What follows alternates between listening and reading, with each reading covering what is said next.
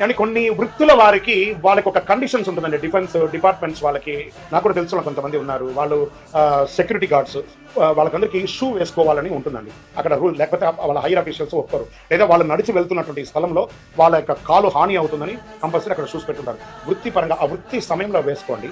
అందుకని విన్న ప్రతి ఒక్కరు బాగా గుర్తుపెట్టుకోండి, ఆ వృత్తి వాళ్ళకి కానీ ప్రతి ఒక్కరికి కాదు. అలా వేసుకోకపోతే పై అధికారులు వాళ్ళ మీద యాక్షన్, డిసిప్లినరీ యాక్షన్ తీసుకుంటారు. వాళ్ళకి వృత్తి జీతం రాదు కాబట్టి వాళ్ళు అవసరం ఉన్న వాళ్ళే వేసుకోవాలి, మిగతా సమయంలో వేసుకోవద్దు.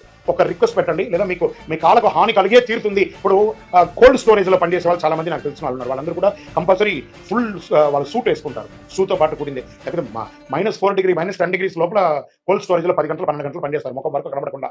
కాబట్టి అలాంటి వాళ్ళు తప్పదు శరణమయ్యప్ప. అవునండి, ఆర్టిస్టులు కూడా ఇదే నియమని వాళ్ళే. చాలా మంది ఆర్టిస్టులు నాకు శిష్యులు ఉన్నారు, నాకు తెలిసిన వాళ్ళు ఉన్నారు. వాళ్ళందరూ కూడా చాలా శ్రద్ధాభక్తులతో పెద్ద పెద్ద గురుస్వాములుగా కూడా ఉన్నారు. సహస్రనామాన్ని కంఠబద్ధంగా చెప్పే వాళ్ళు ఉన్నారు. మనకు తెలిసిన సమాజంలో ఎంతమంది ఆర్టిస్టులు లేరు. వాళ్ళ వృత్తి అండి అది. వృత్తి వేరు, భక్తి వేరు. శరణమయ్యప్ప.